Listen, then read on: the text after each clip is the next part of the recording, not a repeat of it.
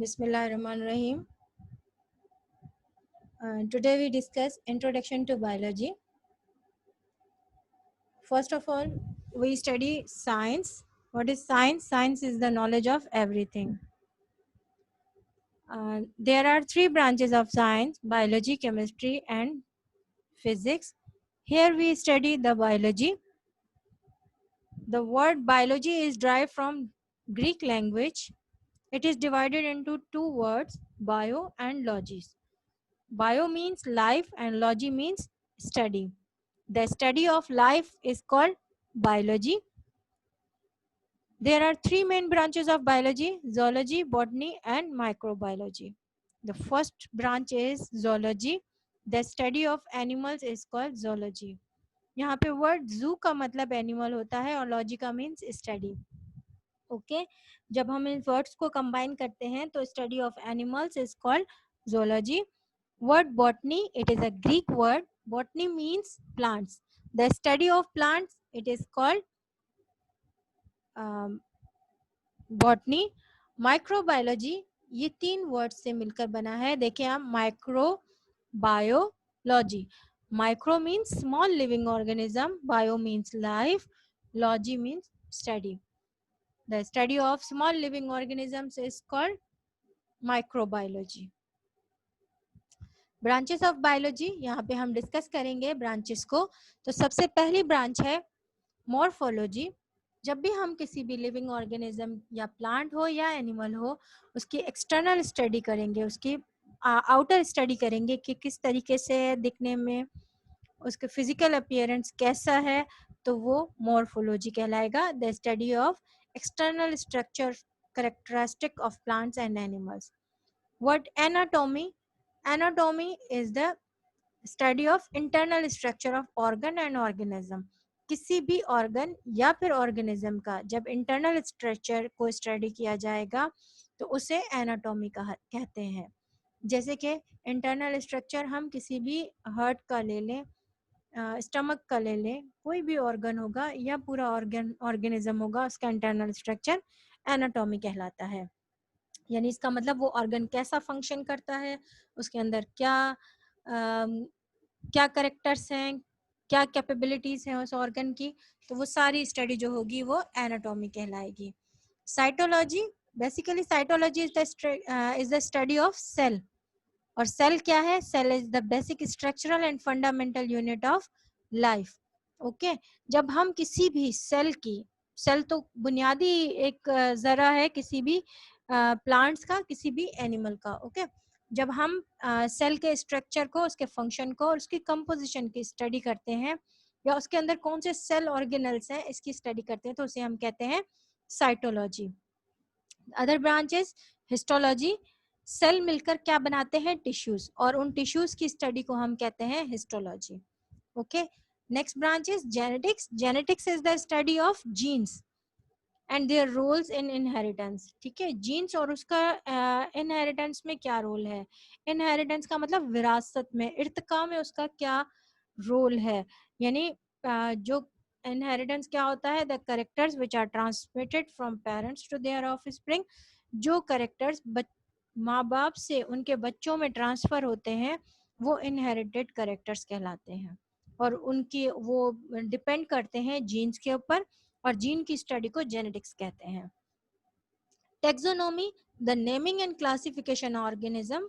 जब हम किसी भी ऑर्गेनिज्म के नाम और उसकी दर्जाबंदी यानी उसके ग्रुप्स बना रहे होते हैं, उनकी क्लासिफिकेशन कर रहे होते हैं, तो उसे टेक्सोनोमी कहते हैं. अब ये किस बुनियाद पर होती है? Due to the similarities and dissimilarities. Animals की आपस में जो सिमिलैरिटीज होती हैं, एक जैसे होते हैं उनको एक ग्रुप में डाला जाता है, अगर डिफरेंट होते हैं तो उनको डिफरेंट ग्रुप्स में डाला जाता है. तो उस पूरे प्रोसेस को हम जो है टेक्सोनोमी कहते हैं.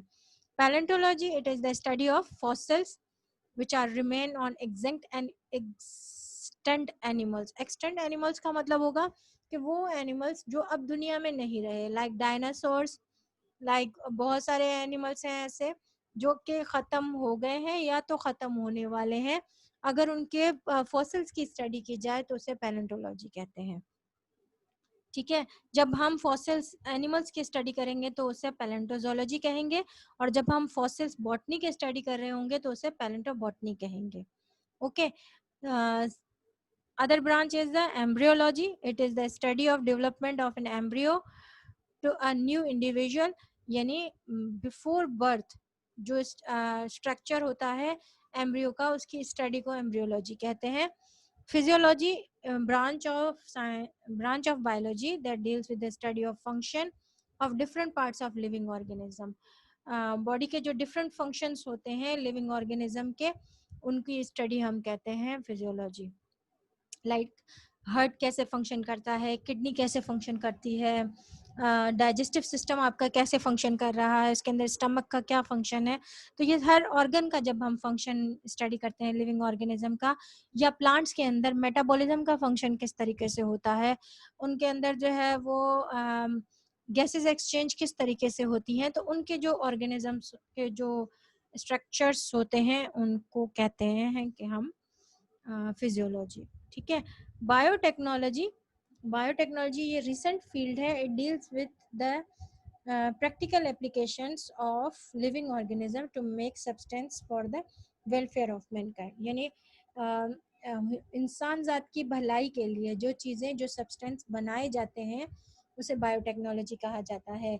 लाइक इंसुलिन लेबोरेटरीज के अंदर बनाई जाती हैं, जो कि ह्यूमन बॉडी के अंदर जब इंजेक्ट की जाती हैं तो डायबिटिक्स की जो है वो इलाज होता है इससे। Ecology, it deals with the study of the interaction between the organism and their environment, यानी जब ऑर्गेनिज्म का उसके एनवायरनमेंट के साथ क्या इंटरेक्शन है, क्या रिलेशन है, उसकी स्टडी को हम इकोलॉजी कहते हैं।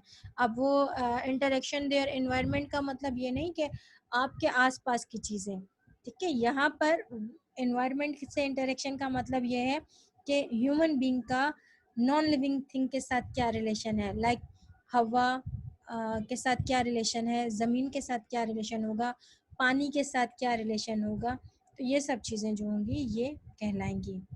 ठीक है। उसके बाद अदर ब्रांचेस के अंदर आ जाते हैं बायोकेमिस्ट्री।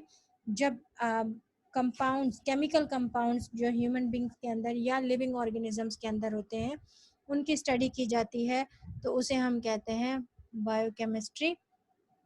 बेसिक स्टडीज़ के अंदर मेटाबॉलिज्म की होती है, फोटोसिंथेसिस एंड रेस्पिरेशन वगैरह के अंदर जो केमिकल्स वगैरह यूज़ होते हैं। ठीक है।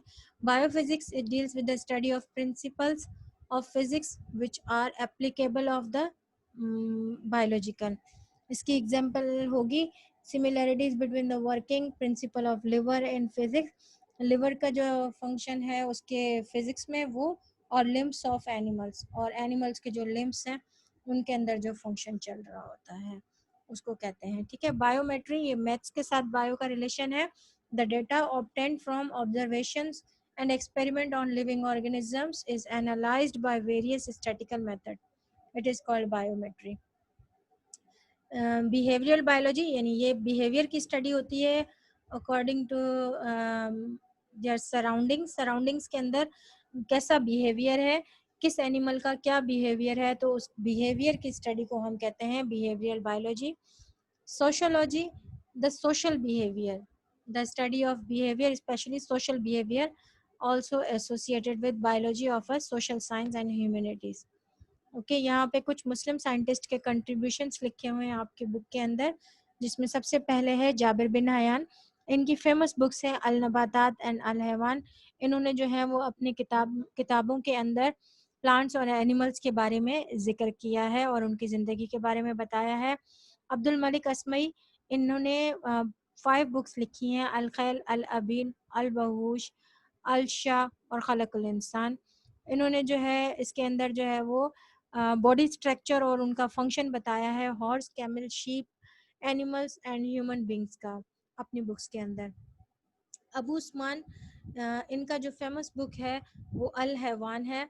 अल हैवान, इन्होंने 350 स्पीशीज़ जो है वो उनकी करेक्टराइजेशन की है अपनी बुक्स के अंदर। स्पेशली इन्होंने जो है वो आंट्स के ऊपर जो है वो लाइफ ऑफ आंट्स के ऊपर जो है वो ज़्यादा रिसर्च किया है। अल फरबी, ये जो हैं इन्होंने बहुत सारी बुक्स लिखी हैं जिसमें अल नबातात एंड अल हैवानात इनकी फेमस बुक्स हैं। इसके अंदर अबू अल कासिम जो हैं इन्होंने first time removal of stone from urinary bladder का कॉन्सेप्ट दिया था, ठीक है, ये इसलिए फेमस है। इब्न अल हैशम, इनकी बहुत सारी बुक्स हैं जिनमें से इनकी फेमस बुक्स जो हैंगी वो हैं अल मनाजिर और मीज़ानुल हिकमा, ठीक है। इसके अंदर इन्होंने जो है वो structure and function of eye का दिया है और इन्होंने सजेस्ट किया है cornea as a site of vision, यानी कॉर्निया जो है वो देखने के लिए पार्ट होता है आई का। अबू अली सीना, इनकी जो फेमस बुक्स हैं वो, और इनकी जो एक फेमस बुक है वो है अल कानून फिल तिब अल शिफा।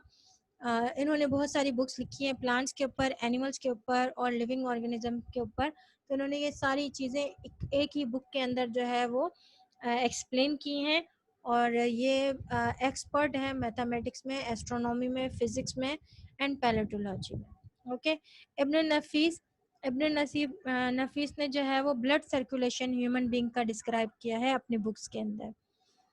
अली इब्न ईसा, इन्होंने जो है वो आइज़ के स्ट्रक्चर और फंक्शन के बारे में बताया है और इन्होंने 130 डिजीज़ जो है वो आइज़ की और उनका जो आइज़ की 130 डिजीज़ के बारे में बताया है और उनकी ट्रीटमेंट के बारे में बताया है। Contribution of non Muslim scientist के कंट्रीब्यूशंस जो हैं वो यहाँ पर हैं। Aristotle, he classified the animals and called the founder of biological classification. ये फाउंडर हैं बायोलॉजिकल क्लासिफिकेशन के। और Theophrastus, he is known as the father of botany, इनको फादर ऑफ बॉटनी भी कहा जाता है। इन्होंने जो है वो सेक्सुअल रिप्रोडक्शन के बारे में बताया है प्लांट्स के अंदर, इनकी ग्रोथ किस तरीके से होती है, ठीक है। वेसिलस, इन्होंने जो है वो बुक्स लिखी हैं बॉडी स्ट्रक्चर के बारे में और इन्होंने डिस्क्राइब किया है बोन्स को, मसल्स को और ऑर्गन्स को डिटेल के अंदर। विलियम हार्वे, इन्होंने ब्लड सर्कुलेशन के बारे में बताया है।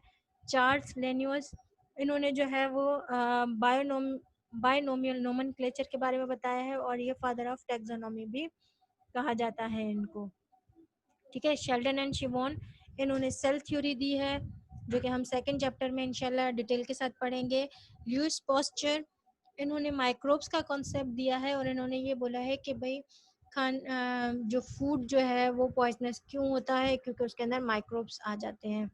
एक दो दिन खाना रखने के बाद उसके अंदर जो स्मेल आ जाती है या जो ख़राब हो जाता है फूड वगैरह, वो किसकी वजह से होता है, माइक्रोब्स की वजह से ख़राब होता है। और ये सबसे पहले कॉन्सेप्ट ल्यूइस पॉस्चर ने दिया था, ठीक है। तो और Edward Jenner, he invented method of vaccination against smallpox के खिलाफ वैक्सीनेशन जो है वो एडवर्ड जेनर ने इन्वेंटेड की थी। Robert Kock, he discovered bacteria such causes of main disease like tuberculosis, इन्होंने जो है वो बैक्टीरिया की डिजीज़ के बारे में बताया था, ख़ास तौर पे ट्यूबरक्लोसिस के बारे में। जॉसफन Leicester, he made antiseptic medicines like iodine and carbolic acid. Okay, antiseptic to you know very well. Charles Darwin, he he explained concept of evolution in his book. ये हम लास्ट चैप्टर्स के अंदर Charles Darwin के बारे में पढ़ेंगे। इन्होंने जो एवोल्यूशन के कॉन्सेप्ट्स दिए थे वो हम डिटेल में लास्ट चैप्टर के अंदर स्टडी करेंगे। Gregor Mendel, he formulated the law of inheritance, he is known as the father of modern genetics. Okay, Gregor Mendel जो है वो फादर ऑफ जेनेटिक्स कहलाते हैं। William Lawrence and William Henry, ये दोनों जो हैं वो फादर एंड सन हैं और इन्होंने जो है वो एक्सरे क्रिस्टलोग्राफी के बारे में जो है वो बताया है, स्ट्रक्चर दिया है डीएनए का, यानी एक्सरे के अंदर क्रिस्टलोग्राफी के अंदर इन्होंने डीएनए का स्ट्रक्चर स्टडी किया था। और फ्रांसिस क्लर्क क्रिक एंड जेम्स वेटसन, इन दोनों ने जो है वो डीएनए का स्ट्रक्चर दिया है और इन्होंने ये भी चीज़ एक्सप्लेन की कि डीएनए जो है वो हर सेल के अंदर मौजूद होता है लिविंग ऑर्गेनिज्म के। ओके, उसके बाद है concept of biogenesis and A biogenesis. ठीक है। तो ये बहुत पुराना कॉन्सेप्ट रहा है कि बायोजेनेसिस और एबायोजेनेसिस। यहाँ पर बायोजेनेसिस का मतलब है कि हर चीज़ बेजान चीज़ में से पैदा हुई है, हर जिंदा चीज़ बेजान चीज़ों में से पैदा हुई है। और बायोजेनेसिस का मतलब है यहाँ पर कि हर जिंदा चीज़ में से ही प्रोड्यूस्ड होती है। तो ये दो कॉन्सेप्ट हैं यहाँ पर जो कि कुछ साइंटिस्ट ने आगे एक्सप्लेन किए हैं। उनके एक्सपेरिमेंट आपकी बुक के अंदर भी हैं जो अभी हम पढ़ेंगे। तो सबसे पहले बायोजेनेसिस और एबायोजेनेसिस की डेफिनेशन देख लेते हैं। बायोजेनेसिस है offspring are produce from their parents by process of reproduction. This is called concept of biogenesis. यानी ऑफ स्प्रिंग का मतलब कि ऑफ स्प्रिंग यानी आने वाले बच्चे जो प्रोड्यूस्ड होते हैं वो अपने पेरेंट्स में से प्रोड्यूस्ड होते हैं रिप्रोडक्शन के प्रोसेस से। ओके। एबायोजेनेसिस में कहा जाता है living things are produce simultaneously from non living things. यानी बेजान चीज़ों में से खुद ही पैदा हो जाती हैं, अचानक से बेजान चीज़ों में से जिंदा चीज़ें पैदा हो जाती हैं। तो इस कॉन्सेप्ट को एबायोजेनेसिस कहा जाता है। ठीक है। रेडीज एक्सपेरिमेंट, इन्होंने जो है इनका जो एक्सपेरिमेंट है वो बायोजेनेसिस के ऊपर है कि इन्होंने कॉन्सेप्ट दिया है बायोजेनेसिस का। आपको मैं ये एक्सप्लेन वैसे कर लेती हूँ कि इन्होंने क्या किया, इन्होंने 4 बॉटल्स उठाई, 4 नहीं 8 बॉटल सॉरी। इन्होंने 4 बॉटल्स के अंदर जो है वो एक के अंदर कुछ स्नैक्स को डाला, कुछ फिशेस को, डेड ईल्स को, और कुछ बॉटल्स के अंदर गोश्त के टुकड़ों को डालकर इन्होंने बॉटल का मुंह खुला छोड़ दिया। और दूसरी 4 बॉटल्स के अंदर यही चीज़ें डालकर बॉटल का मुंह बंद कर दिया। ठीक है। कुछ अर्सा वहाँ पे छोड़ने के बाद इन्होंने देखा कि जो बॉटल्स जिनका मुंह खुला हुआ है उसके ऊपर मक्खियाँ घूम रही हैं और उनके अंदर जो है वो छोटे छोटे कीड़े लार्वा पैदा हुए हैं। ठीक है। और जो बॉटल्स बंद थी उनके ऊपर ना ही कोई मक्खी थी और ना ही उन डेड ऑर्गेनिजम्स के अंदर कोई कीड़े पैदा हुए। तो रेडी ने अपने एक्सपेरिमेंट के थ्रू ये चीज़ बताई कि अगर जो बॉटल्स खुली रह गई हैं उनके ऊपर मक्खियाँ क्योंकि भिनभिनाती रही हैं, उन्होंने अपने एग्स को वहाँ पे छोड़ा है जिसकी वजह से छोटे छोटे मोगाट्स यानी कीड़े पैदा हुए हैं गोश्त के अंदर। और जो बॉटल्स बंद थी उनके ऊपर क्योंकि मक्खियाँ भिनभिनाई नहीं है तो वहाँ पर जो है वो कोई भी लिविंग ऑर्गेनिज्म पैदा नहीं हुआ। तो इसने अपने एक्सपेरिमेंट में ये चीज़ प्रूव की कि जिंदा चीज़ें हमेशा जिंदा चीज़ों में से पैदा होती हैं, बेजान चीज़ों में से पैदा नहीं होती। एक और एक्सपेरिमेंट था जिसे निधाम्स एक्सपेरिमेंट कहा जाता है। इन्होंने क्या किया, इन्होंने जो है वो कुछ गोश्त और पानी को उबालकर एक ग्रेवी बनाई और उस ग्रेवी को एक बोतल के अंदर रख कर कुछ टाइम के लिए छोड़ दिया।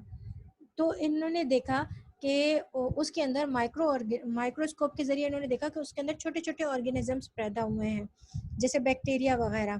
तो इसने कहा कि ए बायोजेनेसिस जो है वो सही है कि बेजान चीज़ों में से ज़िंदा चीज़ें पैदा होती हैं। बैक्टीरिया और स्मॉल जो लिविंग ऑर्गेनिजम्स थे क्योंकि वो ज़िंदा है और पानी और गोश्त का टुकड़ा बेजान है तो उसके अंदर में से वो जो चीज़ें पैदा हुई हैं तो वो बेजान चीज़ों में से पैदा हुई हैं। तो इन्होंने एक एक्सपेरिमेंट दिया था। ठीक है। उसके अगेंस्ट एक और एक्सपेरिमेंट दिया गया ल्यूइस पॉस्चर के ज़रिए। ल्यूइस पॉस्चर ने निदाम्स के एक्सपेरिमेंट को रिजेक्ट करते हुए और बायोजेनेसिस और एबायोजेनेसिस के ऊपर आर्ग्यूमेंट करते हुए एक 19th सेंचुरी के अंदर जो है वो एक कॉन्फ्रेंस के अंदर अपना एक्सपेरिमेंट दिया था।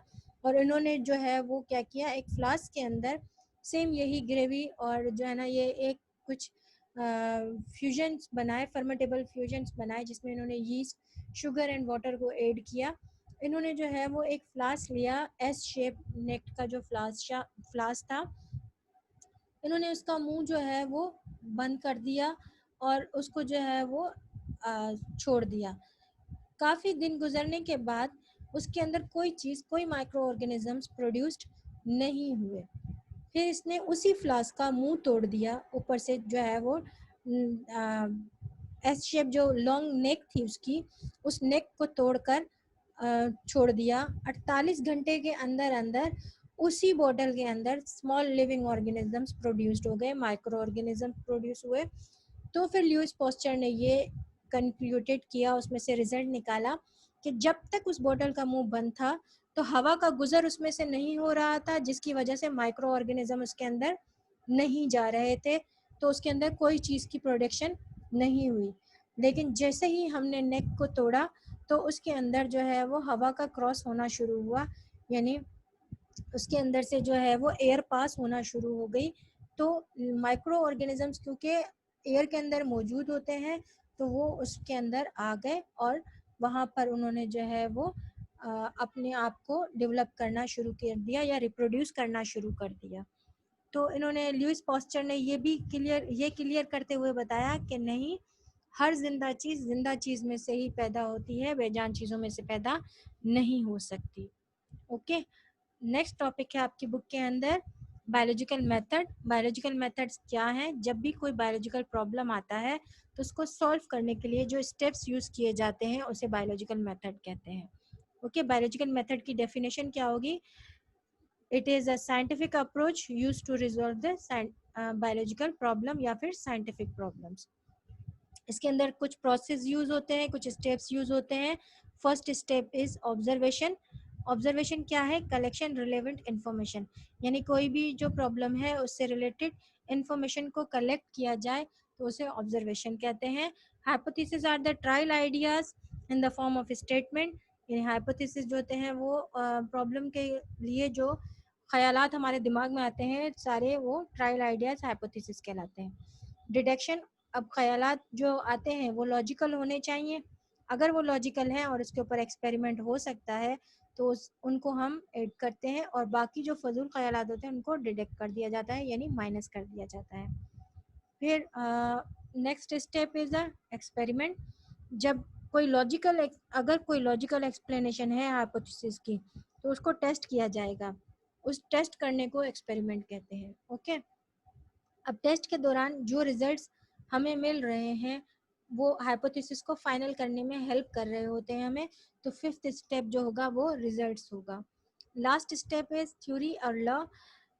जो फाइनल एक्सप्लेनेशन होगी, यानी एक्सपेरिमेंट करने के बाद सेम रिजल्ट्स जब बार बार आ रहे होंगे तो जो फाइनल एक्सप्लेनेशन होगी वो लॉ और थ्योरी कहलाएगी। ओके, अब हाइपोथेसिस में और थ्योरी में क्या फ़र्क है ये आप इसमें से देख लीजिएगा। हाइपोथेसिस बेसिकली ट्रायल आइडियाज़ होते हैं और थ्योरीज जो होती हैं वो क्या होता है? टेस्टेड होते हैं हाइपोथेसिस। हाइपोथेसिस को बार बार टेस्ट करने के बाद जो एक फाइनल एक्सप्लेनेशन हमें मिल जाती है वो थ्योरी कहलाती है। Okay, thank you so much.